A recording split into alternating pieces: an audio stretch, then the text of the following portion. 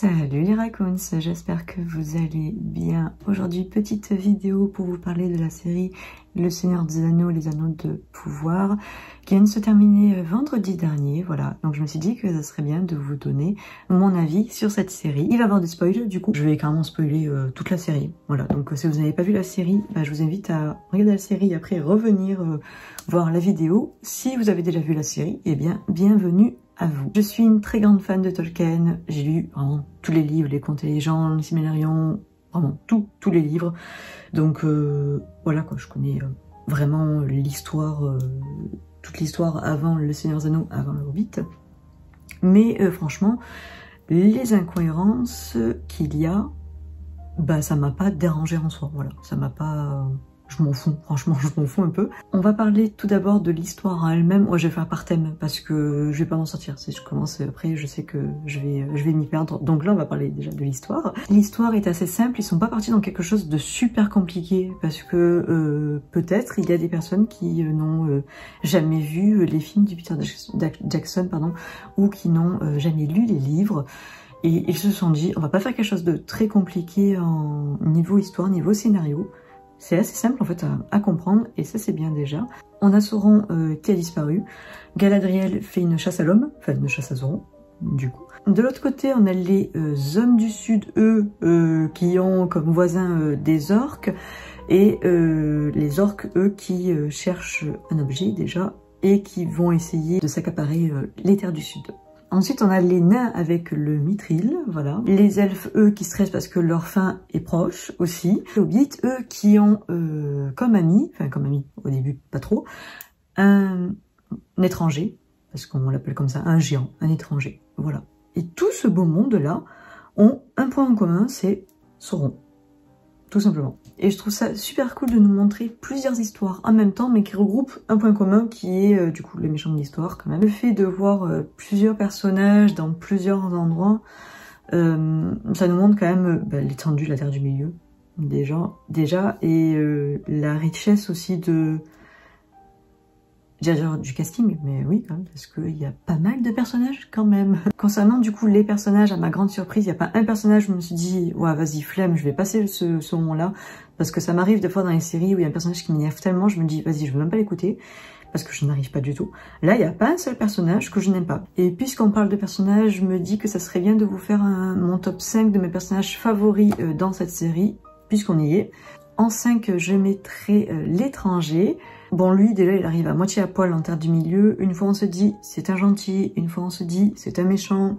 Après, on se dit, c'est quand même un gentil. Après, on se dit, peut-être c'est un magicien. Mais les Istari sont arrivés au 3e âge. Là, nous sommes au 2e âge. Gandalf n'est pas censé arriver là. En même temps, avec la barbe qu'il a, les vêtements qu'il a, et ce qu'il fait, à part Gandalf, on voit pas trop qui c'est, voilà. Mais du coup, j'adorais ce personnage parce que je savais à 90% que c'était Gandalf. Et voir Gandalf comme ça dans ses premiers jours, c'est super intéressant parce que Gandalf, on a l'habitude de le voir avec une... c'est un vieux monsieur, on va pas se mentir quand même. Et là, il est jeune, il est très... bon, pas naïf, mais un peu quand même. Enfin voilà, c'est vraiment le Gandalf qu'on n'a pas l'habitude de voir. Et ça, c'est super intéressant en fait. Après, oui, comme j'ai dit, c'est pas du tout dans le même âge, mais je pense qu'on va s'y faire. Et je pense que s'ils l'ont mis là maintenant, c'est pour une bonne raison. Donc on verra ce qu'il va faire après, dans les prochaines saisons. Et je dis Gandalf et pas Saruman ou un autre parce que ça se voit que c'est Gandalf, parce que déjà, c'est con, mais ses cheveux, sa barbe et tout ça, les habits aussi, il a exactement au bout d'un moment les mêmes habits que Gandalf comment dire, des films de Peter Jackson d'ailleurs. Et il y a des clins d'œil qu'il y a dans Le Seigneur des Anneaux. Il y a des phrases, enfin il y a une phrase où c'est exactement la même que Gandalf dit dans Le Seigneur des Anneaux. Oui, dans la communauté de l'anneau, du coup, dans le... Donc, c'est sûr et certain que c'est Gandalf et c'est pas Saruman. 4e, je mettrai Halbrand.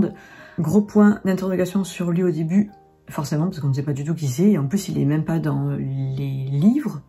Donc, on se dit, quitter en fait. C'est un personnage touchant et à la fois mystérieux. Tellement d'indices qui nous disaient que c'était Sauron qu'au bout d'un moment, voilà quoi, on le savait au bout d'un moment. Je pense que je ferai une vidéo pour vous montrer les différents indices qui nous prouvaient que du coup c'était Sauron. Au début c'est vrai, j'ai pensé, je me suis dit, peut-être c'est un Nazgûl ou le roi des morts.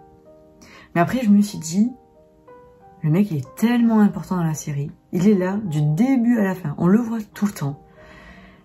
Et il y a des moments où tu sais que c'est Sauron parce que t'as lu les livres et voilà. Et tu te dis, non c'est bon c'est Sauron. Le dernier épisode quand Galadriel lui demande qui il est et qui répond qu'il a plusieurs noms, blablabla. Après, du coup, il dit que c'est Sauron. Cette séquence déjà hallucinante, déjà, entre les deux acteurs, c'est complètement hallucinant. J'étais scotchée, vraiment, pendant toute la séquence de ce moment-là. J'étais vraiment scotchée. J'étais là, je me suis dit, mais putain, mais c'est tellement beau, en fait. Cette séquence était vraiment belle. Et la révélation de Sauron, franchement, c'était hyper bien emmené, je trouve. Le troisième, je mettrais du coup Galadriel. Qu'est-ce que ça fait du bien de voir Galadriel en pleine action et pas juste avec une longue robe et un filtre négatif quand elle s'énerve. Elle dégage quelque chose de mystique, en même temps comme tous les elfes à peu près, mais elle vraiment, c'est vraiment quelque chose de mystique. En plus, on va pas se mentir, Galadriel, elle est tout simplement magnifique. Cate Blanchett aussi était magnifique dans Le Seigneur des Anneaux, ça c'est sûr. Mais cette actrice aussi est magnifique. Déjà les yeux qu'elle a, quand elle parle, mais t'es à fond dans ce qu'elle dit en fait, déjà. Quelque chose que j'ai oublié de dire, j'ai regardé la série en VO sous-titré français et pas en VF. Au bout d'un moment, j'avais juste regardé un truc en VF juste pour voir ce que ça faisait, mais bah non en fait, pas du tout, parce que en VO, on a vraiment les différents accents, la façon dont ils prononcent certains noms et tout ça, ça n'a rien à voir. Même par exemple Elendil, la façon dont ils prononcent certains noms, par exemple Isildur, il va pas dire Isildur comme en français, il va dire Isildur, ou un truc comme ça, je crois. Mais vous voyez, c'est vraiment, ils ont vraiment tous différents accents. Galadriel a un accent, Elendil a un accent, ils ont tous un accent. Les nains aussi, du coup. Et c'est vrai que quand ça parle en elfe, eh ben c'est beau, et tu as vraiment la prononciation elfique. Alors qu'en VF, quand évidemment je me suis dit tiens je vais regarder en VF ce que ça donne en elfique, c'est catastrophique, voilà, vraiment c'est aucun effort quoi.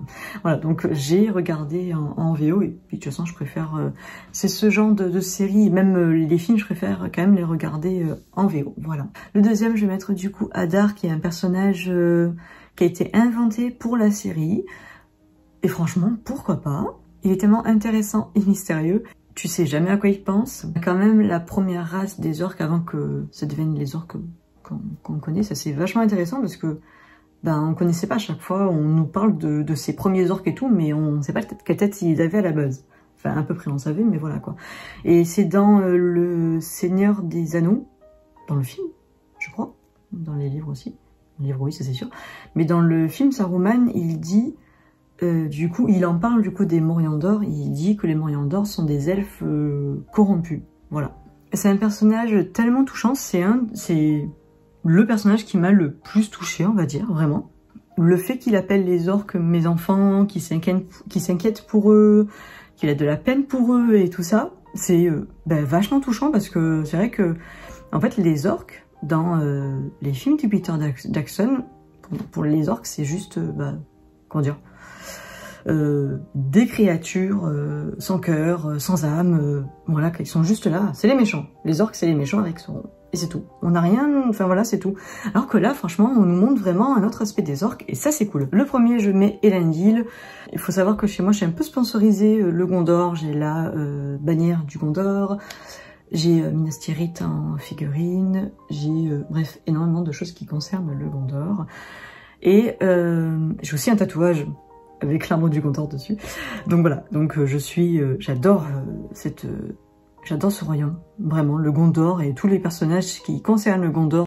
Donc forcément, Elendil, je l'attendais avec impatience. C'est un personnage assez dur, sérieux, autoritaire même avec son fils Isildur, du coup. Pour Isildur, c'est pour son bien parce que c'est vraiment un gamin dans cette série. Enfin, c'est un gamin. Il est jeune, quoi, voilà. Pour les autres personnages, ils apportent tous quelque chose dans l'histoire, ça c'est sûr. Ça fait plaisir de voir un personnage comme Isildur, parce que Isildur, on le connaît dans Le Seigneur des Anneaux, c'est la scène d'ouverture du Seigneur des Anneaux. Donc voilà, on sait ce qui va lui arriver. Mais le voir tout jeune comme ça, vraiment innocent...